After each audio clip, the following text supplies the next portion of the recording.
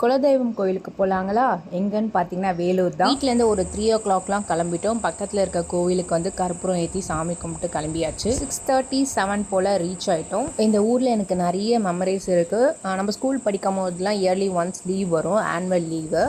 அப்போலாம் நாங்கள் வந்துடுவோம் ஊருக்கு, அப்பா இருக்கும் போது. இப்போ பட் எப்பயாச்சும் தான், ரேர் தான். இதுதான் எங்கள் குலதெய்வம் சாமி. சுற்றி வந்து வயல்வெளி இருக்கும், எனக்கு ரொம்பவே பிடிக்கும். பட் இப்போ வந்து ஃப்ளாட்டு வரதுனால ரோடெலாம் போட்டிருக்காங்க. கொஞ்சம் குப்பையாக இருந்துச்சு. ஸோ க்ளீன் பண்ணிவிட்டு சாமி கும்பிட்டோம். நானும் என் ஹஸ்பண்டும் தான் சாமிக்கு வந்து அலங்காரம்லாம் பண்ணோம்.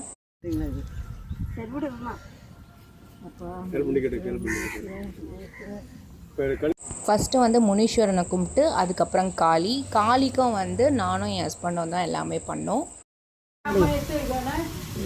சாமியெல்லாம் கும்பிட்டு முடிச்சுட்டு அடுத்து வந்து சும்மா வீடியோஸ் அண்ட் ஃபோட்டோஸ்லாம் எடுத்துகிட்டு இருந்தோம். எனக்கு வந்து சிட்டியை கம்பேர் பண்ணும்போது இதுமாதிரி பிளேஸ்லாம் ரொம்பவே பிடிக்கும். யாருக்கெல்லாம் பிடிக்கும்ன்ட்டு கமெண்டில் சொல்லுங்கள்.